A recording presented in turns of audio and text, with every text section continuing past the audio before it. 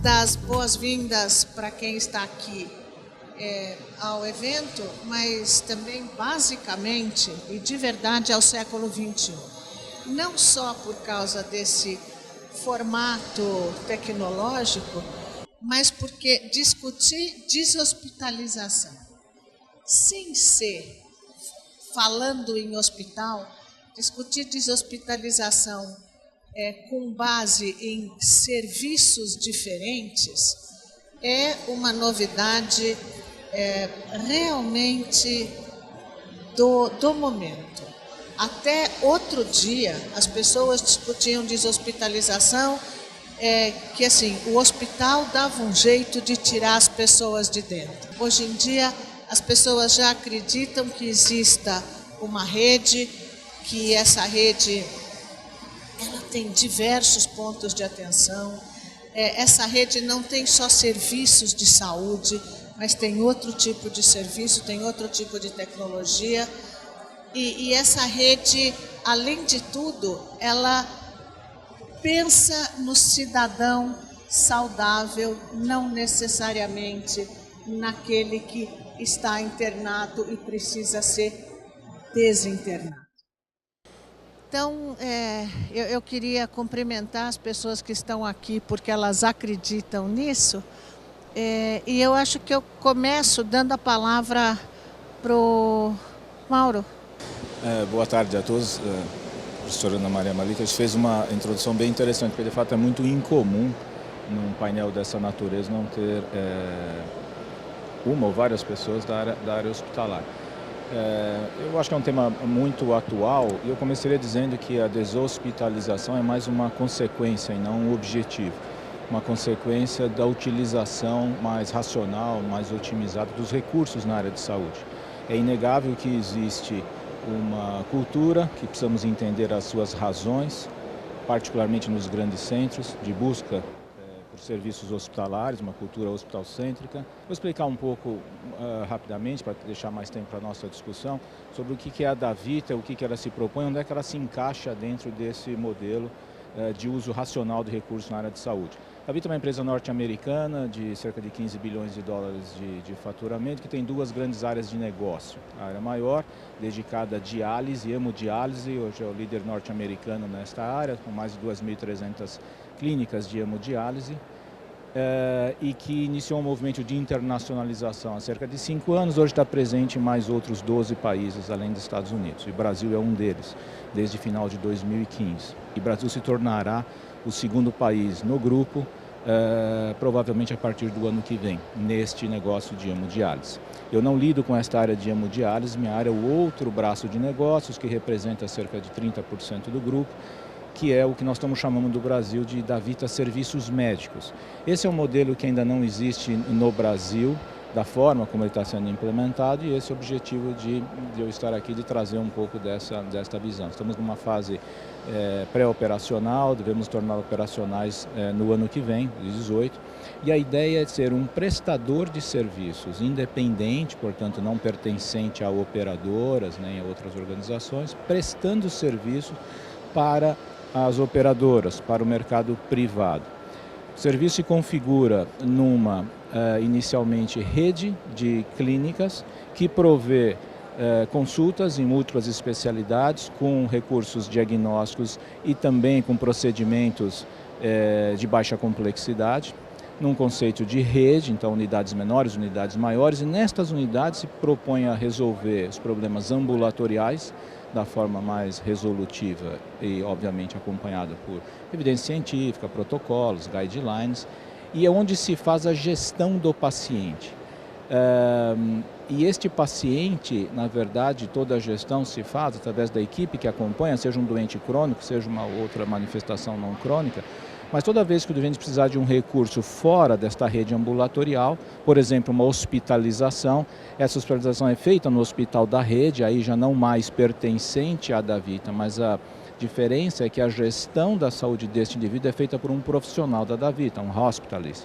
E da mesma forma, este profissional é que vai fazer a conexão com o Post-Acute Care, o hospital de retaguarda, o hospital de transição, o Long-Term Care, o Skilled Nursing Facilities, aí tem vários nomes, mas que faz a transição do paciente pós-fase de hospitalização, ainda necessitando de algum tipo de estrutura de enfermagem ou estrutura hospitalar, antes de poder ir para casa ou ir para uma estrutura de home care ou voltar para as clínicas.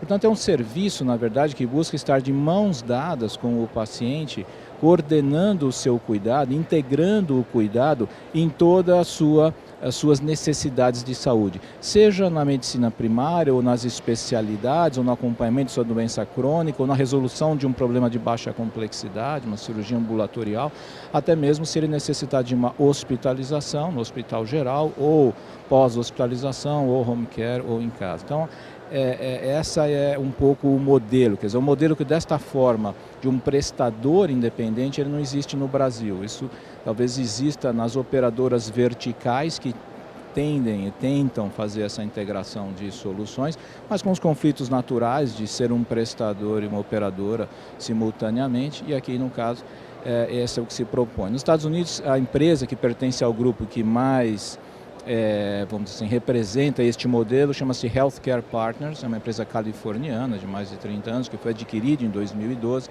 e que provê este modelo. Esse modelo traz embutido um outro conceito, além de você tentar prover essa solução integrada, e permite que você aborde as operadoras num outro modelo de interação, aí sim no modelo de Value-Based Payment. Porque como você tem essa possibilidade de integrar todos os recursos, a discussão com a operadora passa a ser de uma outra natureza. E aí você tem os diferentes modelos, o Fee for Performance, o Shared Savings, o Risk Sharing, ou até chegando num Capitation. Então o modelo aqui é um modelo de prestação de serviço integrado, e que já nasce na negociação com as operadoras com um modelo que não é o Fee for Service puro, é uma destas modalidades de Value-Based Payment. Então agora eu convidaria o Europalumbo para apresentar o pedaço dele dessa cadeia de valor. Boa tarde. Nós temos quase 20 anos como experiência e começamos no home care, e nós sentimos muito esse tipo de fragmentação na saúde. O nosso paciente que tinha uma dificuldade inicial de ser deshospitalizado de grandes hospitais, à medida que ele passava pelo ciclo de home care ou uma reinternação ou passagem de gerenciamento de crônicos, sempre sentíamos nas operadoras essa fragmentação. Então é muito complexo isso, e com o tempo nós fomos quebrando um pouco essa cadeia através, depois de um gerenciamento de crônicos, onde nós conseguimos acompanhar mais diretamente esse paciente no dia a dia. Porque uma metáfora assim, ainda hoje, o paciente é visto em fotos, né? E nós estamos tentando vê-lo como um filme, como uma continuidade do tratamento, né? E nesse sentido nós evoluímos para uma parte de sistemas, onde temos o gerenciamento de crônicos, onde desenvolvemos telemedicina, já ganhando inclusive 2 prêmios em relação à diabetes, diminuindo a internação desses pacientes com a telemedicina, né? A telemedicina autorizada pelo Ministério da Saúde, né? Pela ANS. Posteriormente vimos também que, de novo, é uma fragmentação. Os nossos pacientes que eram atendidos por empresas de APH terceirizadas, a empresa chegava e levava o nosso paciente embora e perdíamos o paciente. Então desenvolvemos uma área de APH onde os nossos médicos, através dos nossos sistemas integrados, conseguem, se possível, lógico, manter esse paciente em casa, porque tem todo o histórico, tem toda a evolução, tem diagnóstico, sabe como é o comportamento desse paciente, na maioria das vezes crônicos, né? E agora, seguindo uma tendência do mercado americano no final dos anos 90, que até o Mauro já comentou, que é o Post-Acute Care, que o nome é amplo e no Brasil tem inúmeros sinônimos: hospital de retaguarda, clínica de transição, clínica de reabilitação, hospice, que tem um estigma relativamente grande, né? E, de novo, essas unidades que agora inauguramos a primeira aqui em São Paulo, na Brigadeiro, estamos já com outras duas em construção, uma também central e a outra na Zona Sul, tentando sempre manter esse paciente sem a fragmentação da saúde.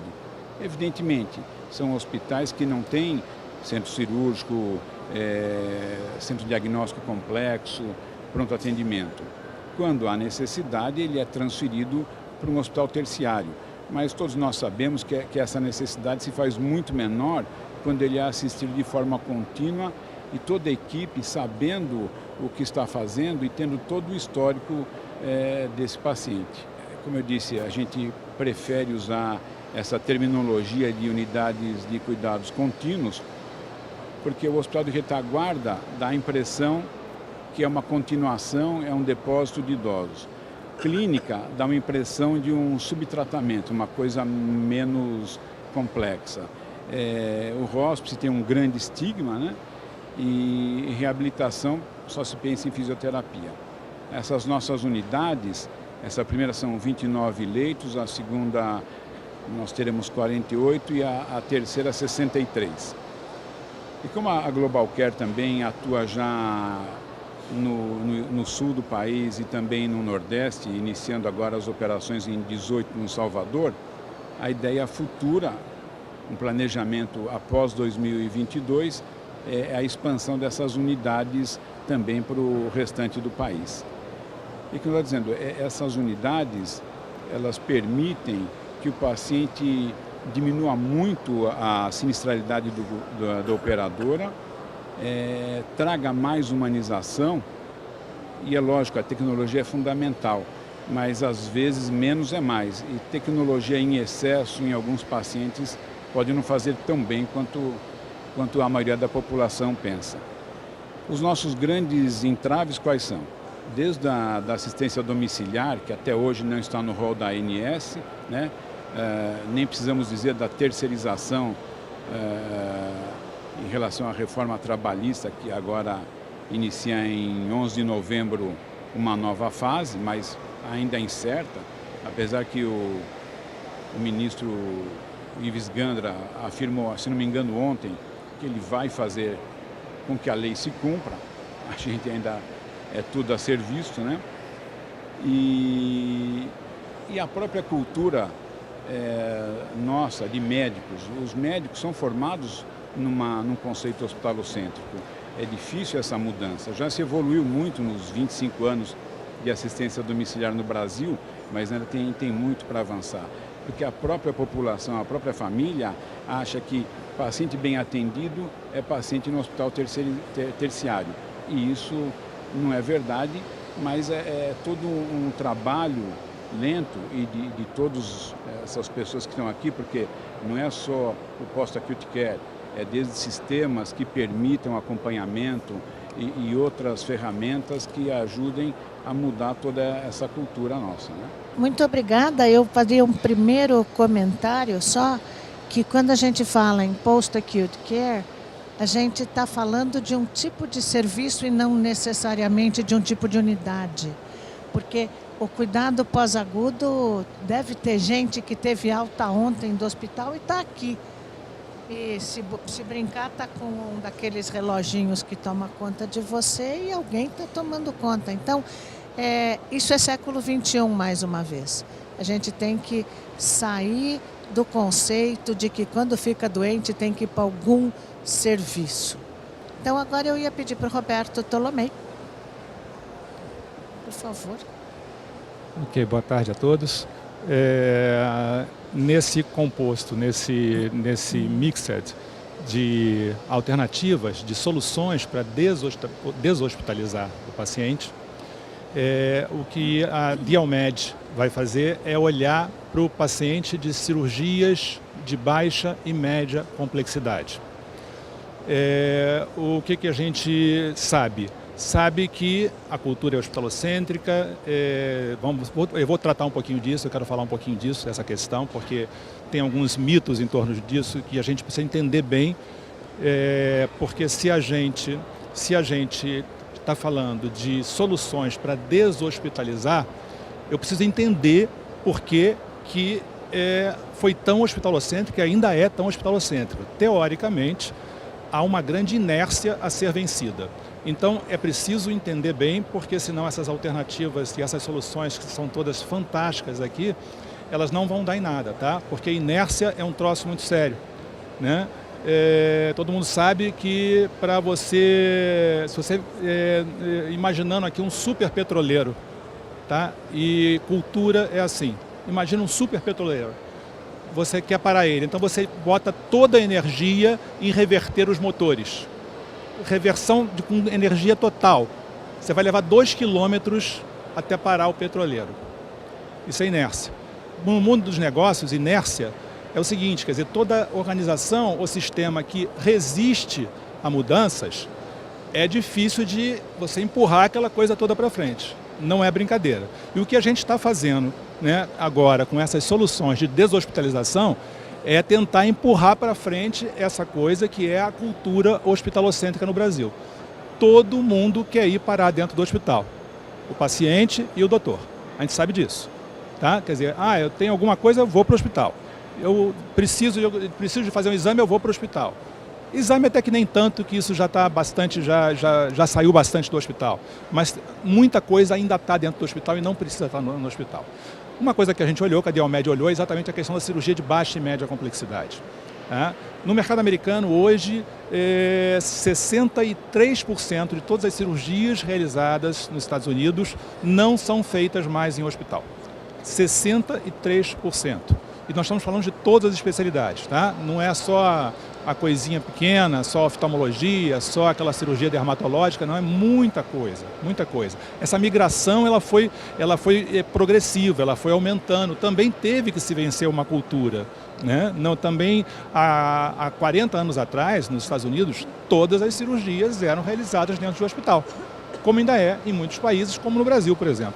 A grande maioria é, se eu entrar em qualquer centro cirúrgico, e quem é médico aqui sabe disso, tá? Se entrar em qualquer centro cirúrgico, se você olhar o mapa de cirurgia do dia, você vai olhar, vai ver uma por uma, vai ver que 70%, até 70% das cirurgias não precisavam estar ali, mas estão, né? Por que estão? Aí vamos lá, vamos olhar para trás um pouquinho, né? Primeiro, porque não tem muita alternativa, né, no Brasil, tá? Hoje, o que a gente tem de hospital cirúrgico para fazer cirurgia de baixa e média complexidade no Brasil, primeiro que é muito pouco, segundo que os poucos que tem, raríssimos são os que têm uma segurança e uma qualidade de bom nível. Para vocês terem uma ideia, com acreditação no Brasil não tem nenhum hospital dia, tá? Enquanto que nos Estados Unidos hoje são 6.000 unidades de Ambulatory Surgery Centers, é esse o modelo que a gente está trazendo. A Dialmed, ela entendeu bastante, estudamos muito esse modelo, como é que ele se implantou, qual foi a história dele, por que ele conseguiu ser tão bem sucedido, para que a gente possa replicar isso no Brasil. O Brasil começa isso atrasado. Isso encarece muito para o sistema, isso aumenta o risco, aumenta a infecção, a insatisfação do paciente em se misturar com outras coisas que não tem nada a ver é muito grande. Então, uma série de coisas que não são favoráveis a esse modelo que a gente tem aqui hoje, tá? E o fundamental deles é, sem dúvida nenhuma, o custo, tá? Por que é hospitalocêntrico e por que continua sendo hospitalocêntrico? É porque sempre foi? Por que o brasileiro gosta tanto de hospital? A gente sabe que gosta, né? E gosta mesmo, porque... e as estratégias também para que... Olha que contradição interessante, tá? Quer dizer, interessa para as operadoras, né, evidentemente, tirar procedimento de baixa e média complexidade cirúrgico de dentro do hospital, porque sai mais caro no hospital. Não temos ainda esses dados aqui, mas sabemos que no mercado americano, dados bastante consolidados no mercado americano, que em média o mesmo procedimento no hospital sai 40% mais caro do que pode sair. Né? Lá em meados da década de 80, quando o Medicare entendeu isso e publicou uma relação de 200 procedimentos, olha só, começou aqui a Ambulatory Surgery Center, começaram a se instalar no finalzinho da década de 70, começo da década de 80. Tá? Como chegou lá no meado da década de 80, a American Medical Association já tinha homologado esse modelo de instalação hospitalar para cirurgia de baixa e média complexidade e o Medicare começou, evidentemente, a financiar as cirurgias de baixa e média complexidade, né, nessas instalações. Ele entendeu que isso é mais barato, ele publicou uma lista de 200 procedimentos, olha só, todo mundo pode fazer, tá? Mas eu só vou pagar isso que eu estou pagando em ambulatório surgery center. Bom, a indústria deu um salto, cresceu, começaram a aparecer muitos ambulatórios surgery centers. Em uma década isso foi de 300 a 3 mil instalações dessas, né? E aí a gestão começou a ficar muito profissionalizada, começaram a aparecer as empresas de desenvolvimento e gestão de ambulatórios surgery centers, e é nessas empresas que a Deomed foi buscar todo o benchmark para poder trazer isso de uma forma muito segura para o Brasil. Tá? E apresentamos a Deomed é uma startup, está começando agora, ela está começando o processo todo de implantação, toda a parte, toda a cadeia de desenvolvimento e de gestão está pronta, tá? E estamos começando a desenvolver as primeiras unidades. Tá? O mercado no Brasil, para vocês terem uma ideia para isso, se de fato 60% das cirurgias não precisam estar em hospitais, e a gente sabe, olha, oftalmologia, todas, otorrinolaringologia, a grande maioria, cirurgia ortopédicas, artroscópicas, todas, cirurgias de mão e pé, todas, cirurgias vasculares de varizes e fístulas, todas, procedimentos endoscópicos sob anestesia, todos eles, procedimentos em ginecologia endoscópicos também, todos eles, por videolaparoscopia, em cirurgia geral, em urologia, cirurgia pediátrica. Gente, são muitos procedimentos. Literalmente, 70% dos procedimentos não precisam estar em hospitais. Se sai mais barato, é mais seguro para o paciente, porque não está se misturando com várias coisas. E a gente pode implantar uma rede com critérios de acreditação, a nossa rede vai ser implantada. Qualquer ambulatório surgery center nos Estados Unidos, ele é acreditado minimamente por 2 organizações independentes. Tá? Pelo próprio Medicare e por uma outra organização. Nós já temos toda a estrutura pronta para isso. É muito importante que a gente possa fazer isso de uma forma que dê segurança para o médico e dê segurança para o paciente. Por que, voltando só àquele ponto, e por que é hospitalocêntrico? Realmente começaram a se construir muitos hospitais no Brasil. Nós temos hoje 7 mil hospitais no Brasil, mais ou menos o mesmo número de hospitais que tem nos Estados Unidos. Tá? E isso foi acontecendo, cada vez mais hospitais, as operadoras, né, que teriam teoricamente o interesse em deshospitalizar muitas coisas, como o post-acute care, como a cirurgia de baixa e média complexidade, como muitas coisas que não precisam estar dentro do hospital, o próprio pronto-socorro, o atendimento, a atenção primária, muita coisa, ambulatório, não precisa estar dentro do hospital. O que eles fazem? Começam a fazer muitos hospitais. Começam a fazer hospitais melhores que os hospitais, teoricamente, que não são vinculados, para poder atrair, então, o paciente para os seus hospitais próprios e, assim, dessa forma, diminuir custo. Quer dizer, há uma contradição. Quer dizer, então, não quero que que os nossos segurados vão para os hospitais. Vamos fazer mais hospitais. Há uma contradição aí. O que a gente realmente... Aí, como é que a coisa evoluiu para reduzir custo? Começou a estreitar a porta para o paciente entrar dentro dos hospitais. Né? Vamos dificultar a entrada, dificultar as autorizações, o processo fica mais apertado, vamos estreitar a porta. Na verdade, a porta tinha que ser estreitada, tá, para entrar na doença. Nunca foi feito isso, quer dizer, nunca houve, como você está apresentando aqui, proposta bastante interessante, estreitar a porta para entrar, para depender do sistema de saúde. Essa é a porta que tem que ser estreitada. E não na hora que já entrou, que vai parar no hospital, não adianta estreitar. O que acontece? Quer dizer, os nossos hospitais hoje são também, esse é um outro fator que faz com que a população brasileira goste muito de hospitais. Tem hospitais aí maravilhosos, né? Alguns parecem assim, tem de tudo, parece parque de diversões. Hoje em dia, aliás, um dos livros interessantes que eu li há pouco tempo chama-se Se a Disney Administrasse o Meu Hospital. Tá? Então tem um monte de amenities para doutores, para pacientes, e você pode fazer de tudo, é muito legal ir para o hospital, né? É realmente gostoso ir para o hospital. Então, veja bem, não se muda a cultura de uma forma fácil. A princípio, para você mudar a cultura e fazer com que seja mais interessante para o paciente que ele não vá para o hospital e quando ele tiver uma necessidade de interagir com o sistema de saúde, que ele procure exatamente a hierarquização, a hierarquia correta de onde ele deve ir. E eu concordo com você, Mário, eu acho que deshospitalização é consequência. O que queremos é a hierarquização da utilização dos recursos de saúde. É isso que se quer.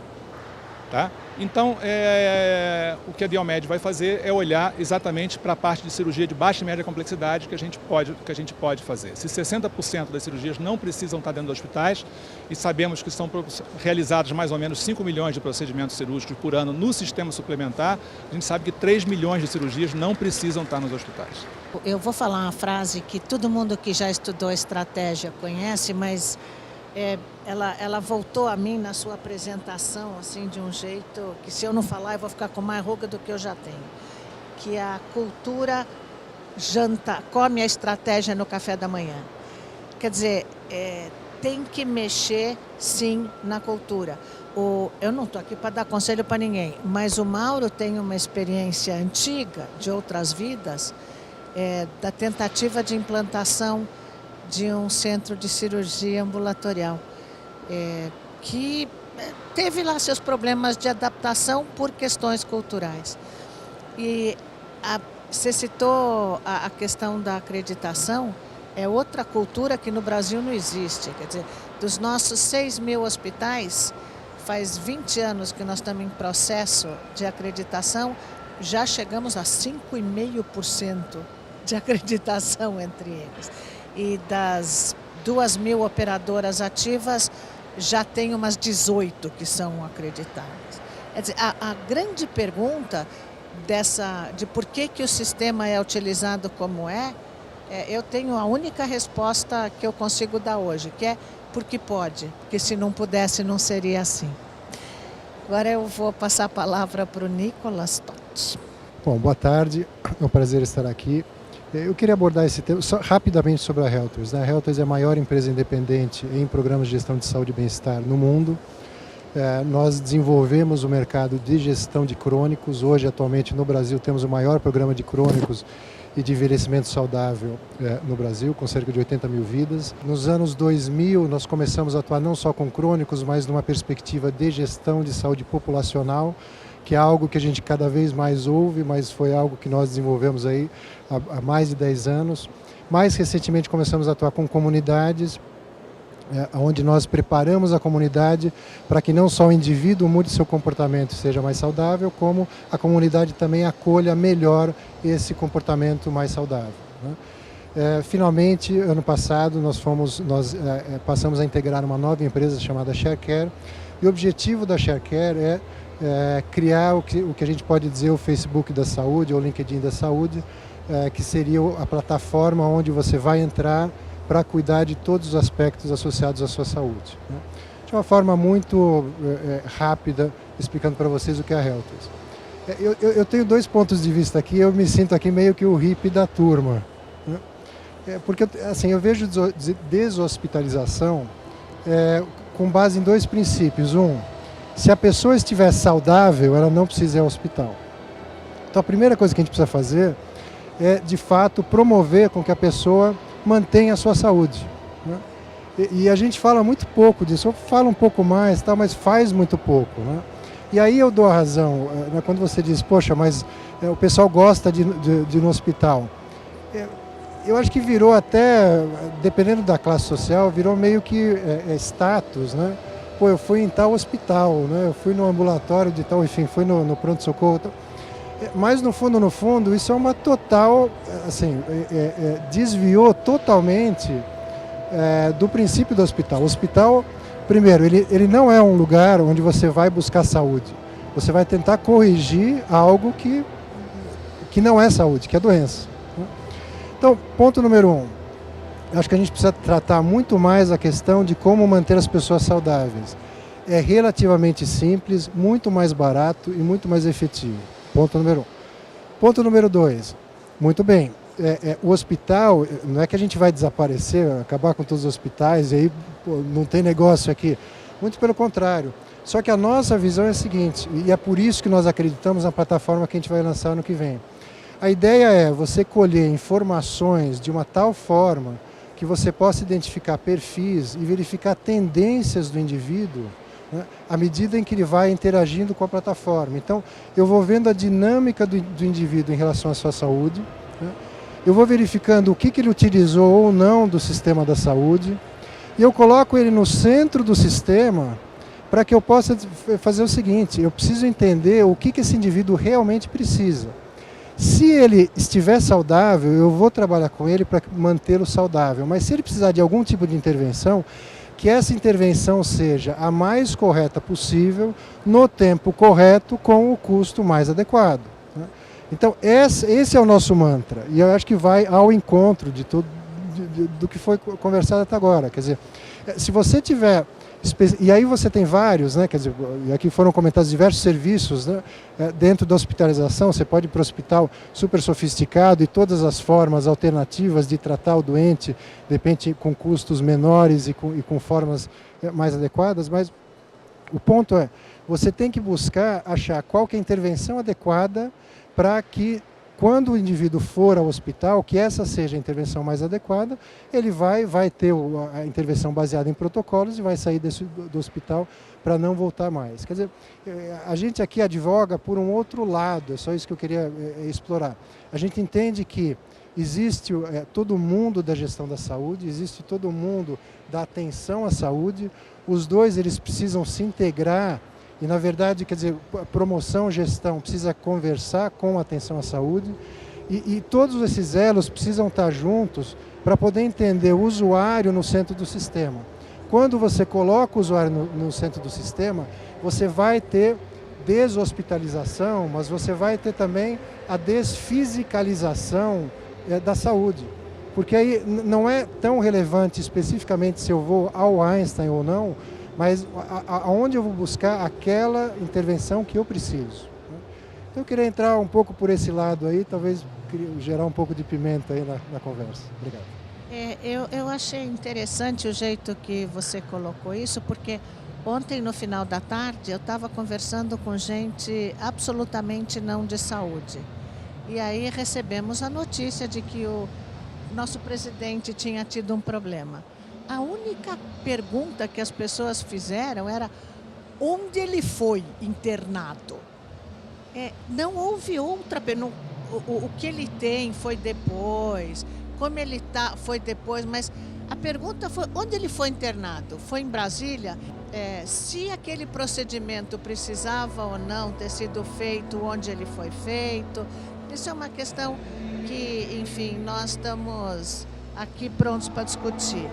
Agora, a questão também tem a ver com o meu lado, que é, quando a gente discute gestão de saúde, gestão de doença, gestão do contínuo do cuidado, né? Ou a gestão da cadeia de valor, a gente pode falar que nós estamos ainda num mundo que, com muita frequência nesses cursos, mesmo os de gestão em saúde, os de economia da saúde, eles privilegiam o hospital e quem paga. Quer dizer, ninguém discute isto que nós estamos falando aqui.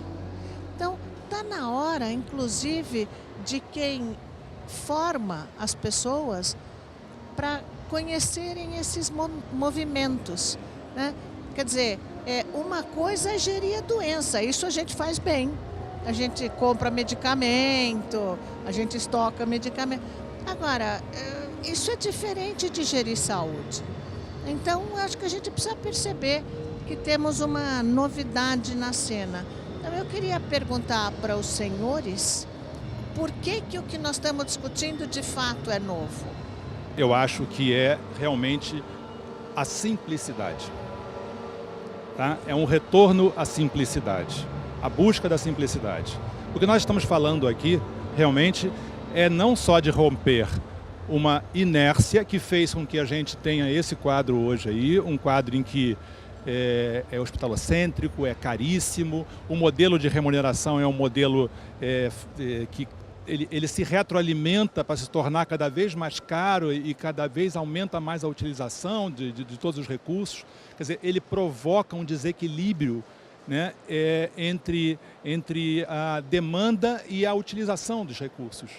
Tá? É exatamente isso, entre demanda e custo. Ele provoca esse desequilíbrio entre demanda e custo. Os fatores de demanda Alguns dos fatores de demanda são o próprio envelhecimento da população, é um fator de demanda que não pode deixar de se prestar atenção nele.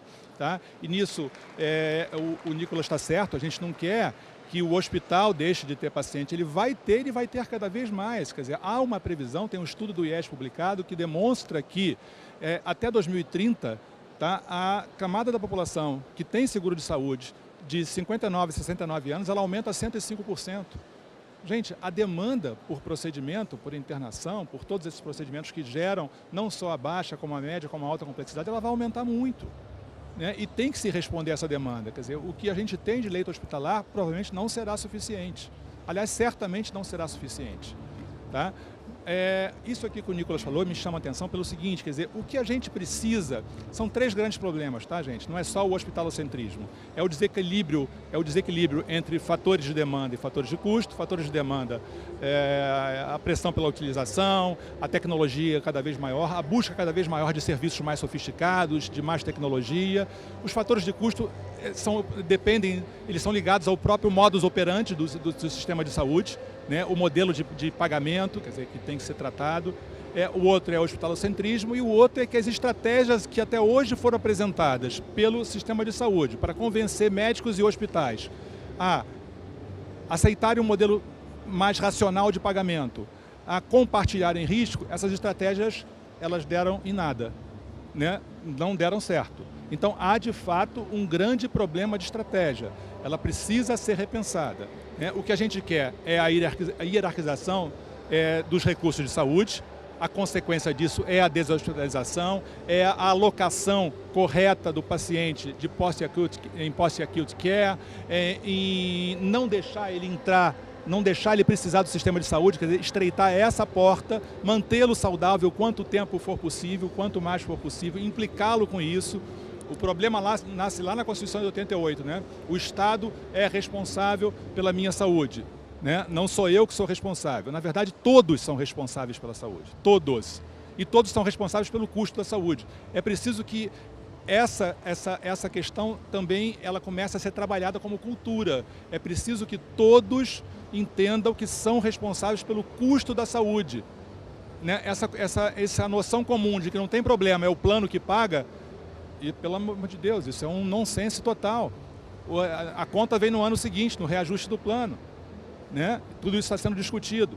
Então, só para encerrar, o que eu acho muito importante, e é um conceito que a gente pode se fundamentar nele, né, para que a gente possa trabalhar essa mudança de cultura, é o conceito de adequação da utilidade.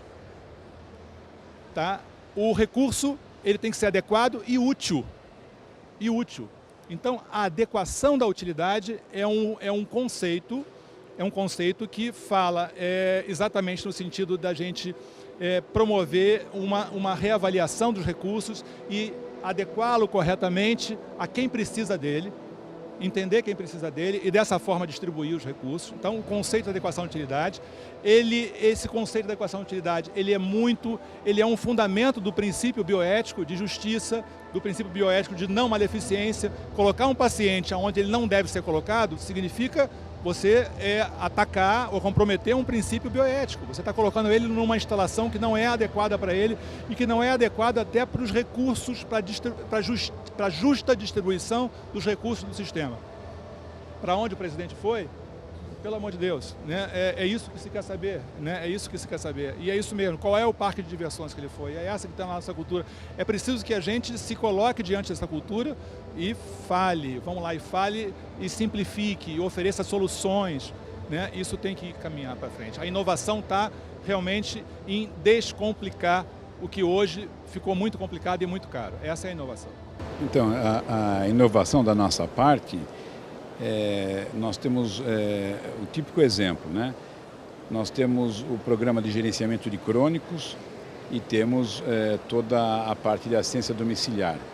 E uma grande operadora nos dava o gerenciamento de crônicos, mas quando nós detectávamos que esse paciente poderia migrar para uma assistência domiciliar sem necessidade de ir para um hospital de terceirização, ele mudava o prestador de serviço.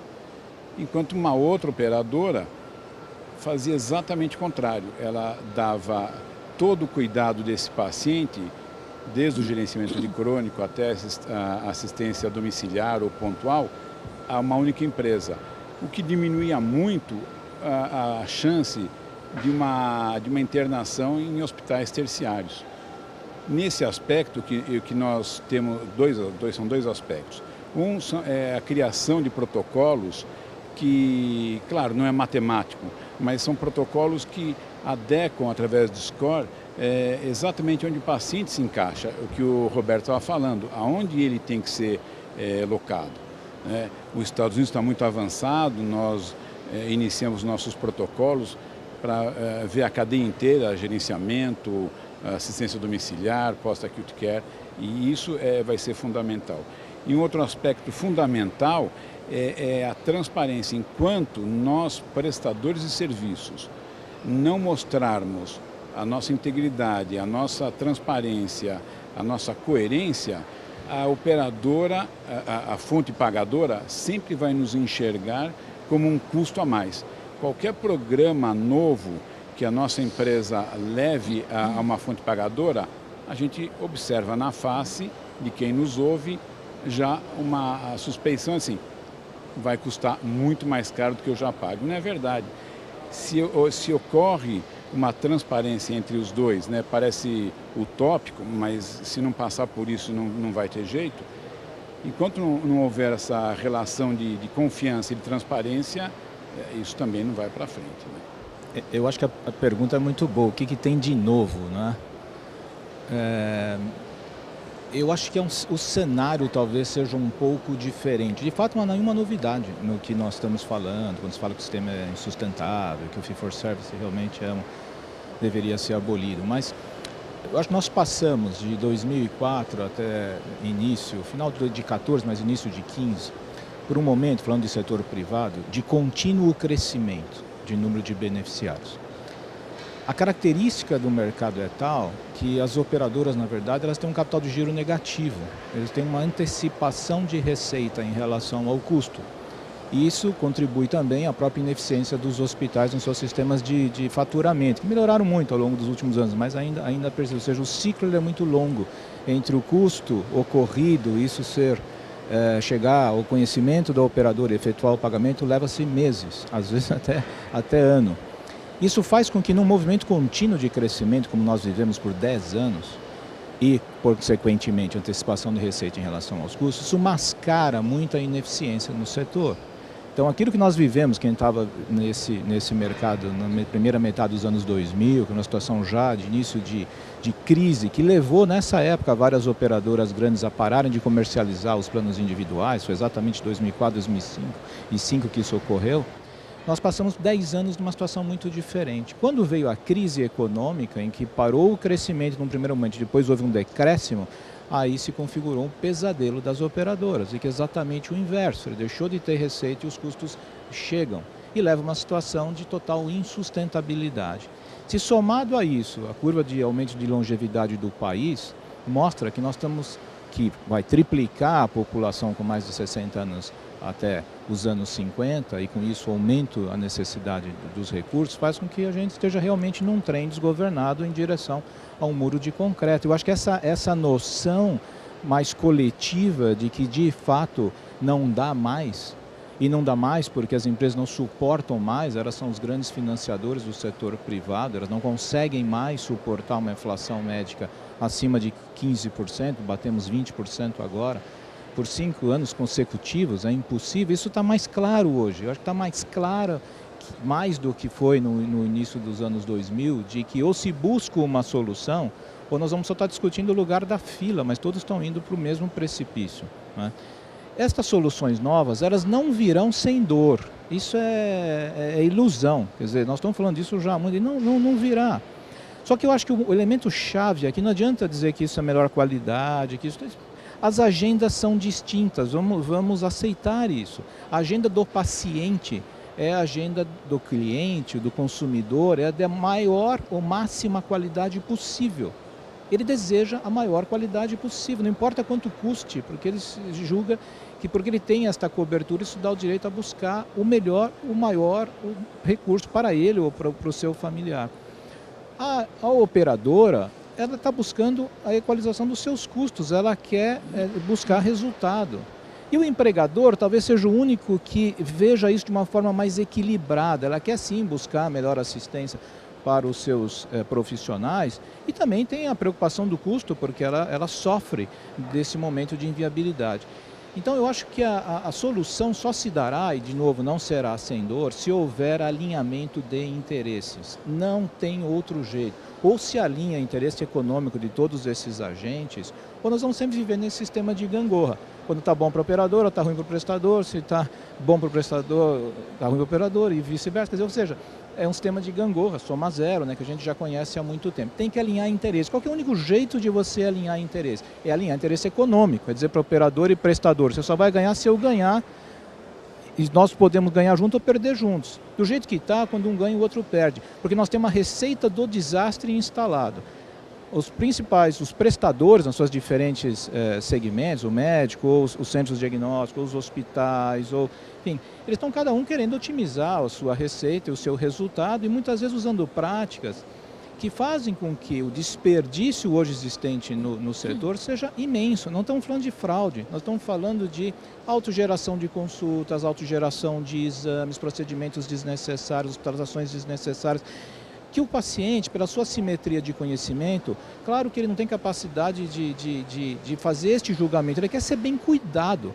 E às vezes ser bem cuidado na visão dele, ele pode ter boa receptividade àquilo que é uma super utilização de recursos. Ele não vai analisar aquilo como sendo um procedimento desnecessário que pode gerar até dano para ele. Ele vai entender que a pessoa está preocupada comigo. Eu fui fazer uma consulta num determinado local, por um problema que eu achei que era um problema cardiológico, o médico viu, me atendeu muito bem e foi ótimo, porque agora quer que eu faça uma consulta com o neurologista, quer que eu faça consulta com o clínico geral para me acompanhar, vi um probleminha de pele, vou passar também no dermatologista, quer dizer, ele sente cuidado, isso está absolutamente errado na forma de conduzir. Então, ou se alinham os interesses, e a gente tem tanto desperdício, que a gente tem uma situação hoje que por muitos anos ela vai perdurar, que se você fizer a melhor medicina, fazer o que tem que ser feito, quando precisa ser feito e onde tem que ser feito, a redução de custos será absolutamente substantiva. Porque nós estamos falando aqui ainda numa situação de distorções em termos de prática que fazem com que o desperdício existente é muito grande. Vai chegar um momento que, se a gente conseguir superar essas fases, que vai ser um pouco mais difícil de você, de fato, otimizar os recursos, porque a característica do setor da saúde, com a incorporação de tecnologias que não substituem, elas são incorporadas muitas vezes e trazem um custo maior, cria realmente uma mecânica de inflação sempre mais elevada em relação à inflação geral. Mas nós estamos longe de chegar nesse momento. Se a gente atacar os desperdícios, praticando uma melhor prática, envolvendo os agentes com um alinhamento de interesses, a redução de custos será muito substancial. Então, acho que tem muita oportunidade para atuar e esses modelos, acho que eles buscam trazer essa otimização, mas não será sem dor, porque cada um nesse segmento está olhando de que forma que ele consegue otimizar seu resultado e, consequentemente, muitas vezes com práticas que não seriam aquelas mais indicadas. Ana, deixa eu só cobrir. Assim, eu concordo com tudo o que foi dito, aliás, muito bem colocado. Mas eu queria explorar um pouquinho por outro lado, né? Porque a pergunta foi o que temos de novo, né? Vamos pensar um pouquinho aqui. Eu não sei quanto vocês, eu tenho 50 anos, nos anos 70 eu estava no primário, ginásio, e a gente sonhava que nos anos 2000 os carros iam voar. E assim, por que não aconteceu?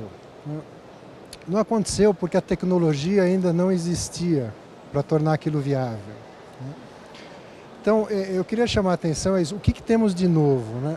É que a tecnologia e a inovação que existe hoje, ela de fato permite uma mudança total de uma série de coisas que a gente fazia há 30, 40, 50 anos atrás, de uma forma que hoje é diferente. Vamos só pegar alguns exemplos aqui. Fotografia. Quem comprou uma máquina fotográfica nos últimos 2 anos? Quem que comprou CD nos últimos 2 anos? Aonde foi parar a televisão? Meu filho tem uma televisão no quarto que não usa mais. Ele usa isso aqui. Né? Onde foi parar o rádio? E aí minha próxima pergunta para vocês é, aonde vai parar a sua saúde? Isso é muito bom, isso muda o sistema, porque isso democratiza, né? Isso torna a sua saúde totalmente ao seu dispor, entre aspas, óbvio, né? Mas você passa a ter um domínio, como você tem hoje, de escolher a música que você quer dentro do Spotify, levar para onde você quiser, tocar a hora que você quiser e assim por diante. Obviamente vou traçar um paralelo, porque seria, né, ingênuo dizer que a saúde vai se comportar assim, mas existe uma clara tendência que é permitida por isso, né? E a gente, de fato, cada vez mais, assim, podem se preparar, porque a conta quem vai pagar somos nós. Ou vocês acham que a empresa vai pagar, a operadora vai pagar? Cada um de nós vai ter que pagar. Então você vai ser instado cada vez mais a ser responsável pela sua saúde e vai ser penalizado ou beneficiado de acordo com as decisões que você tomar. Mas cada vez mais elas vão estar aqui, né, ao seu dispor, no meu entender. Queria saber das perguntas da nossa diletíssima plateia. Boa tarde, meu nome é Paulo Miller. Uma pergunta mais ou menos aberta. A gente vem falando muito e foi parte de vários palcos aqui durante esse evento. O que a gente vem falando do compartilhamento de informações. A gente sabe que no modelo de soma zero, que é o que o sistema é hoje, isso é um negócio muito inviável.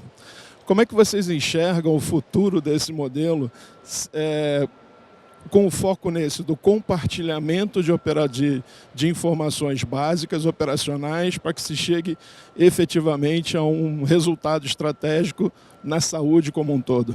Eu queria saber se tem mais alguma pergunta para a gente fazer um lote econômico aqui. Oi, é a Adriele da Agência Sense. Eu queria entender como que...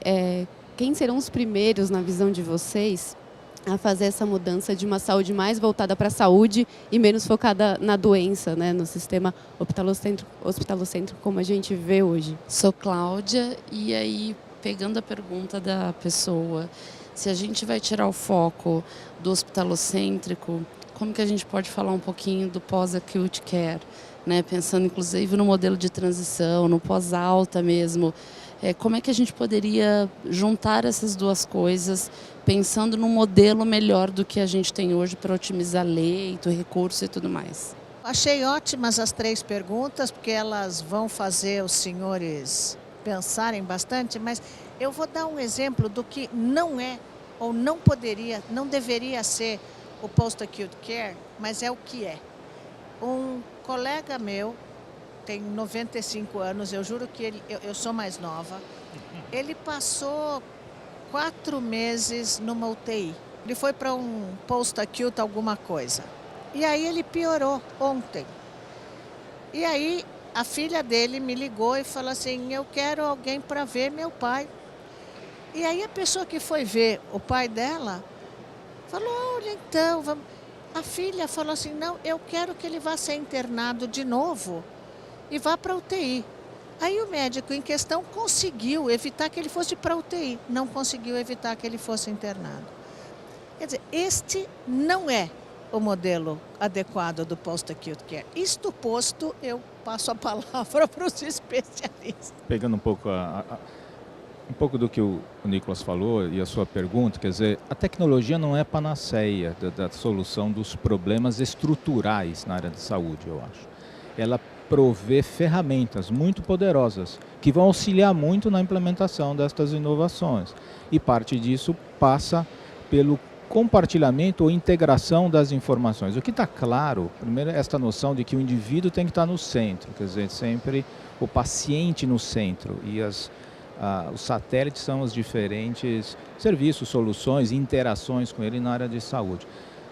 Esse é um problema muito difícil de resolver. Quando você fala de um prontuário médico integrado, com todas as informações, é um problema que foi solucionado em nenhum lugar do mundo. Quer dizer, tem alguns que estão mais avançados, outros que menos, mas é uma solução ainda que precisa ser encontrada. Mas a integração, a informação, a possibilidade de você acessar a informação em tempo real e poder utilizá-la por diferentes serviços é fundamental, e isso que a tecnologia facilita, né?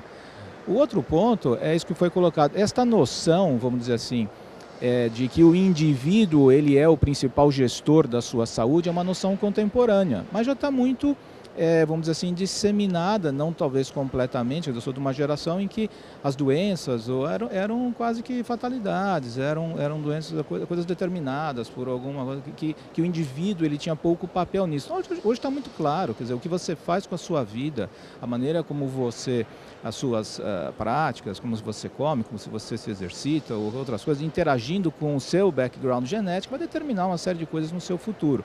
Então, isso passa também por um processo de educação, que é o exemplo um pouco da professora Ana Maria. Quer dizer, tem uma questão aqui de educacional mesmo, as pessoas entenderem o que é o melhor recurso para o determinado momento, o que não é melhor, o que é pior. E quando, na verdade, deixar de fazer uso de recursos, porque sempre haverá um outro recurso. E aí também passa por muita reflexão da sociedade, tem muitas questões bioéticas aqui que tem que ser discutidas, mas tem que ter muita discussão, muita educação, mas muito envolvimento das pessoas, porque no fim é o indivíduo que vai promover todas estas ações. Quer dizer, as tecnologias, elas auxiliam isso. Quer dizer, se eu tenho esta noção de que eu preciso investir na minha saúde, as tecnologias propiciam isso, mas poderia ser feito antes? Claro que poderia, quer dizer, eu acho que ela facilita. Agora, no acesso a uma informação mais integrada por todos os serviços, vamos dizer assim, talvez a gente tenha hoje possibilidades que antigamente de fato não existia. Saber quanto eu corro por dia, ou saber o que eu estou comendo, isso eu podia fazer no caderninho, quer dizer, a tecnologia facilita, ela não era impeditivo, mas saber o que o indivíduo tem a cada momento, em cada interação num país, ou mesmo através de fronteiras, e o indivíduo ele é o detentor daquela informação, e isto a tecnologia hoje propicia, antigamente não propiciava.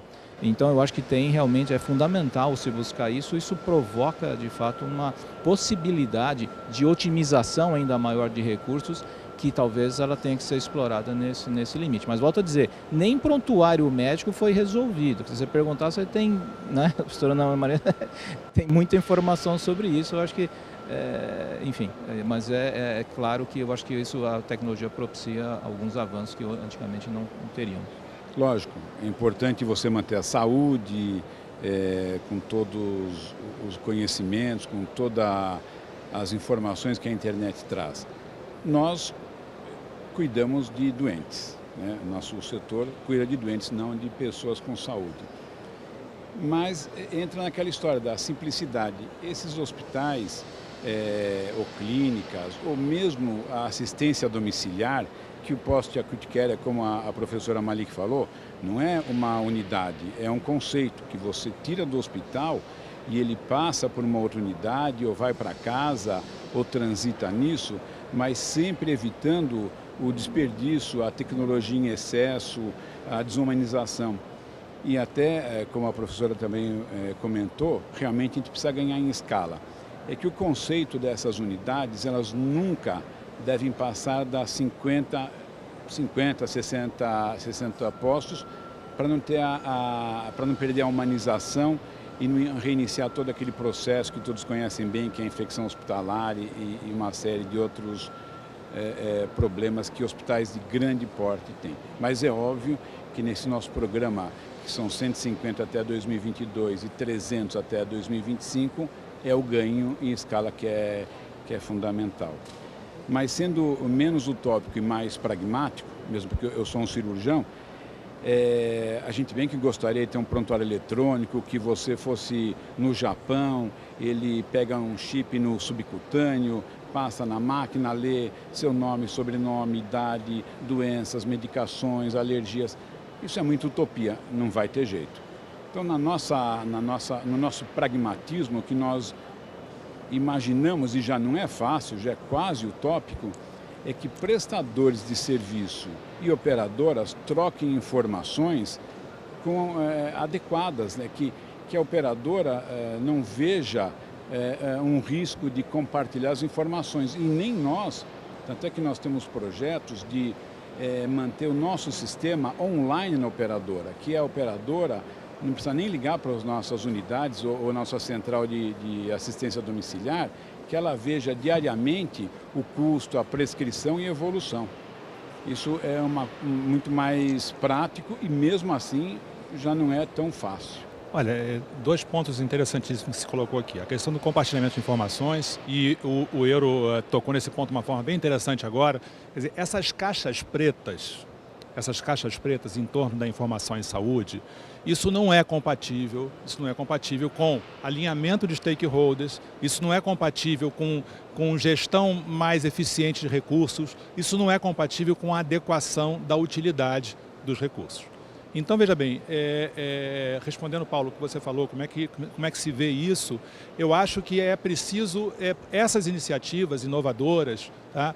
E são de fato inovadoras porque vão mexer com essa mais do que a inércia do sistema, que não quer mudar, vão mexer com a entropia do sistema, que está se autodestruindo.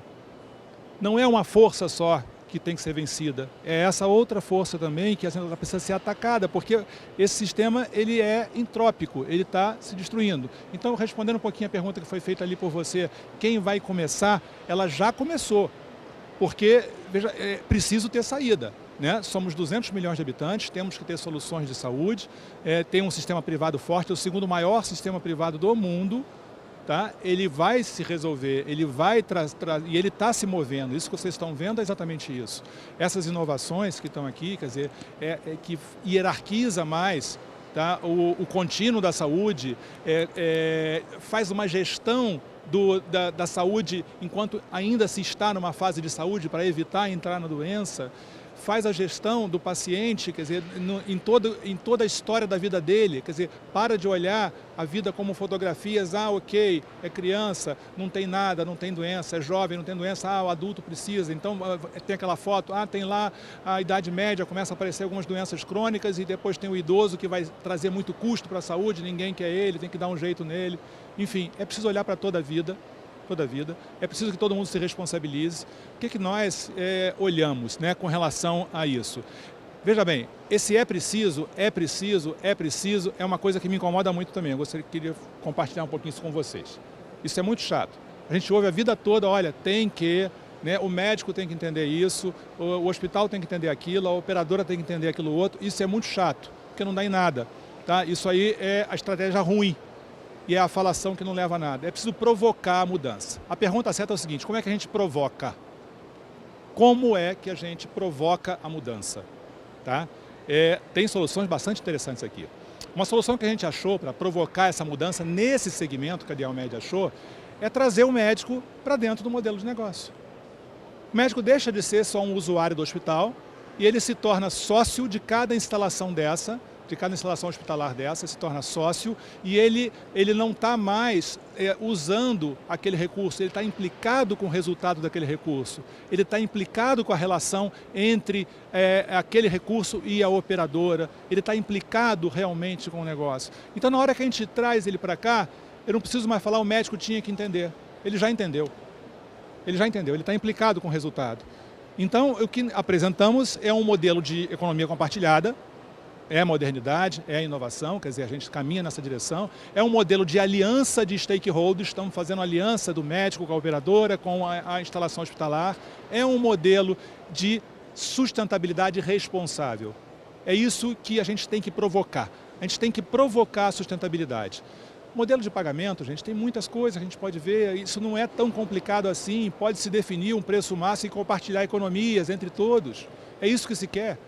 Então, veja bem, as mudanças elas têm que ser provocadas. A gente tem que parar de falar que tem que, tinha que, e vamos provocar. Com certeza, vocês podem ver que essas iniciativas, esses novos modelos de negócio, eles começam a provocar a mudança. E é por aí que a mudança começa a acontecer. Bom, vamos lá. Acho que em relação à questão dos dados, essa é uma posição minha, né, que eu defendo até a morte. Né? Eu acho que dados precisam ser compartilhados. Se a gente vai regulamentar que isso seja absolutamente, enfim, mandatório, etc., é uma outra história. Mas, bom, dados precisam ser compartilhados, porém com uso e regulamentação apropriada. Né? Uso restrito e regulamentação. Então, o que a gente quer dizer? A gente quer dizer que a informação precisa trafegar no sistema e ela não é nem tua, nem minha, nem de ninguém. E a gente precisa parar com essa... Eu acho que existe um pouco desse conceito de... não, a informação de saúde é uma coisa... Pô, uma caixa preta que você tem que pegar para você e é só teu, etc, etc. Não é teu. Sabe por que não é teu? Porque eu ajudo a pagar a tua conta. Porque se você não se cuida, você vai pagar a conta sozinho? Se você for pagar a conta sozinho, realmente é teu. Mas se não for assim, como não é no nosso sistema, né, eu acho que tem que acabar esse mito, né, de que pô, a informação é ultra mega privilegiada. É óbvio que a gente não vai colocar na Praça da República e dizer, pô, ó, aqui está o Mauro, tudo aquilo que ele fez, não é isso, né? O uso tem que ser absolutamente restrito, regulamentado, para que seja em prol do sistema e em prol do indivíduo. Está tudo certo. Bom, eu acho que essa, pelo menos, é o que eu acho que deveria acontecer. Em relação aos agentes, pô, essa é uma boa pergunta. Eu acho que você abordou um ponto bom, Roberto. A questão toda é, num sistema com incentivos perversos como nós temos hoje, né, é muito difícil você... assim, quem que começa? É o cara que se sente mais incomodado, aquele que está sentindo a corda mais próxima do pescoço, né? Só que essa brincadeira é assim, né? Sempre dá para você... Está todo mundo, por enquanto, não tem um buraco no chão, né? Então está todo mundo com a corda no pescoço e brincando um pouquinho de ajeitar a corda, aí eu subo, fico em cima como é que é? Na ponta dos pés e alivio um pouquinho. A gente vai realmente começar a levar esse assunto muito a sério quando a gente tiver, aí sim, um sistema alinhado, né, e voltado com toda aquela questão do fee for performance, né? E aí, de fato, por que acontece? Com o fee for performance, de uma forma muito simplificada, se você não fizer isso que a gente falou, que é cada vez mais promover a saúde, etc., você vai quebrar. É tão simples quanto. Hoje você não quebra. Hoje você passa para o outro passa para o outro, e aí a gente fica fazendo essa roda até que, enfim, em algum momento vai estourar, né? Então, no meu entender, é mais ou menos isso que tem que acontecer. Quer dizer, o fee for performance, alinhar os incentivos, e todo mundo tem que compartilhar ganhos e riscos associados com saúde e não com evento e com doença. Vocês levantaram questões absolutamente importantes e vocês responderam de um jeito ótimo, que até permite amarrar o que foi dito. Então, por exemplo, eu adorei a pergunta do compartilhamento de informações, porque pelo menos saiu do que todo mundo estava acostumado a ouvir, que era o compartilhamento de risco. Porque também ninguém quer compartilhar risco. Eu corro o risco de ser considerada politicamente incorreta, mas o risco na saúde sempre foi como aquela brincadeira do mico. Porque né, fica aquele negócio de se tem que pegar, fazer parzinho, e alguém sobra com mico. Eu não quero. Nós não estamos mais brincando de mico, né? E aí, se a gente consegue compartilhar informação, sabe Deus como, mas a gente acaba não brincando de quero fazer de conta que eu estou compartilhando o risco, mas não estou. Se a gente pensa, eu vou falar um sacrilégio, mas olha, alguém daqui tem Facebook. Como todo mundo tem Facebook, o lugar onde mais se fica sabendo de coisa da vida do alheio é lá. Um monte de coisa que ninguém está interessado em saber. O que comeu, aonde foi, se estava na sala VIP do nosso... Então, assim, já estão sendo compartilhadas essas informações. A questão é se você consegue sistematizar isso ou não. E aí, a discussão do tem que eu acho perfeita, porque se eu fico falando tem que, isso significa que eu sei o que os outros têm que fazer, e tudo bem, eu sou autoritária, mas eu tenho limites. Então, eu não sei o que os outros têm que fazer. Eu sei que precisamos fazer alguma coisa de útil. O jeito mais inteligente de pensar nisso tem que pensar globalmente, mas tem que agir localmente. Se a gente não agir no nosso pedaço, na nossa casa, na nossa empresa e na nossa organização, não vai acontecer. Então, vamos tentar mudar isso. Eu queria cumprimentar o IESS por ter dado essa oportunidade para nós todos. Quando a gente coloca 4 pessoas inteligentes para debater um assunto novo, a gente consegue ter uma tarde extremamente agradável.